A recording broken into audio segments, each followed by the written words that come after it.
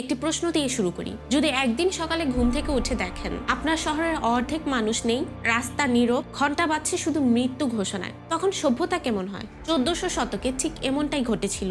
মানব ইতিহাসের সবচেয়ে ভয়ঙ্কর মহামারী, দ্য ব্ল্যাক ডেথ। মাত্র কয়েক বছরে এই মহামারী পৃথিবীর জনসংখ্যার প্রায় 1/3 নিশ্চিহ্ন করে দেয়। ইউরোপ, এশিয়া, আফ্রিকা কোনো ভূখণ্ডই রেহাই পায়নি। আজ আমরা জানবো এই ব্ল্যাক ডেথ কি ছিল, কোথা থেকে এলো, কিভাবে ছড়িয়ে পড়ল এবং কিভাবে এটি মানব ইতিহাসের গতিপথ বদলে দিল। ব্ল্যাক ডেথ নামটি এসেছে রোগাক্রান্ত মানুষের শরীরে দেখা দেওয়া কালচে দাগ থেকে। আজ আমরা জানি এই রোগের মূল কারণ ছিল এক ধরনের ব্যাকটেরিয়া, ইয়ারসেনিয়া পেস্টিস। এই ব্যাকটেরিয়া 3 ধরনের প্লেগ সৃষ্টি করত। বিউবনিক প্লেগ, গলা, বগল ও কুচকিতে ভয়ঙ্কর ফোলা, জ্বর, বমি, তীব্র ব্যথা, মৃত্যুহার প্রায় 30 থেকে 60%। সেপ্টিসেমিক প্লেগ, রক্তে সংক্রমণ, চামড়া কালো হয়ে যাওয়া, প্রায় নিশ্চিত মৃত্যু।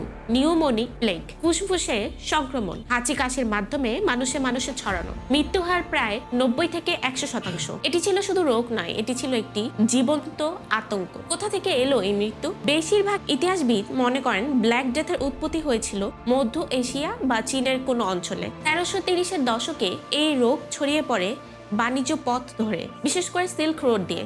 ইঁদুরের শরীর থাকা পিস ব্যাকটেরিয়া বহন করত। বাণিজ্য জাহাজ, উটের কাফেলা, সৈন্যদল সবাই অজান্তেই মৃত্যুকে বহন করছিল। 1347 সালে ইউরোপের বন্দর শহরগুলোতে একটির পর একটি জাহাজ ভিড়ে, কিন্তু নাবিকরা জীবিত নয়, অধিকাংশই মৃত্যু।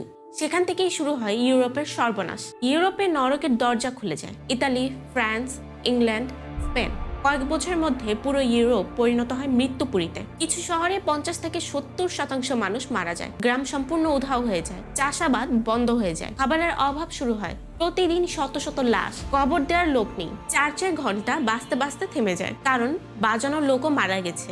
মা সন্তানকে ফেলে পালাচ্ছে, স্বামী স্ত্রীকে পরিত্যাগ করছে।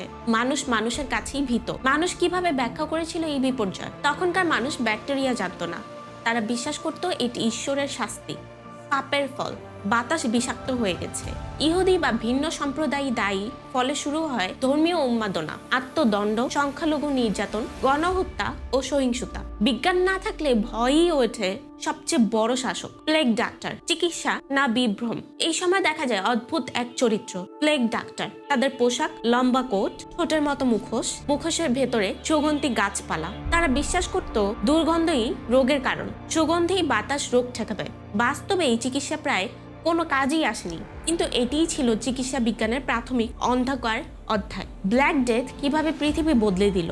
অদ্ভুতভাবে এই ভয়াবহ মৃত্যু মানব ইতিহাসের কিছু বড় পরিবর্তন আনে। 1. সমান্ততন্ত্র দুর্বল হয়। শ্রমিক কমে যাওয়ায় শ্রমের মূল্য বেড়ে যায়। 2. সাধারণ মানুষের ক্ষমতা বাড়ে, কৃষকরা বেশি মজুরি দাবি করতে পারে। 3. চার্চের কর্তৃত্ব প্রশ্নবিদ্ধ হয়ে মানুষ দেখেন, প্রার্থনাও সবাইকে বাঁচাতে পারেনি। 4. বিজ্ঞানের দিকে ঝোঁক বেড়ে রোগ, স্বাস্থ্য, শরীর নিয়ে নতুন প্রশ্ন শুরু হয়। বলা যায় ব্ল্যাক ডেথ ছিল আধুনিক ইউরোপের জন্মবেদনা। ব্ল্যাক ডেথ কি সত্যি শেষ? অনেক ভাবেন প্লেগ ইতিহাসের গল্প, কিন্তু সত্য হলো আজও পৃথিবীর কিছু অঞ্চলে প্লেগ বিদ্যমান। পার্থক্য শুধু একটাই, আজ আমাদের কাছে বিজ্ঞান, অ্যান্টিবায়োটিক, সচেতনতা। কিন্তু প্রশ্ন থেকে যায়, যদি নতুন কোনো ব্ল্যাক ডেথ আসে, আমরা কি প্রস্তুত? ইতিহাস কি আবার ফিরে আসে? ব্ল্যাক ডেথ আমাদের শিখিয়েছে মানুষ যত শক্তিশালী হোক, প্রকৃতির সামনে সে ভঙ্গুর। ইতিহাস শুধু স্মৃতি নয়, ইতিহাস একটি সতর্কবার্তা। যে সমাজ বিজ্ঞানকে অবহেলা করে, ভয়কে যুক্তির জায়গায় বসায়, সে সমাজ আবারও একটি ব্ল্যাক ডেথের মুখোমুখি হতে পারে।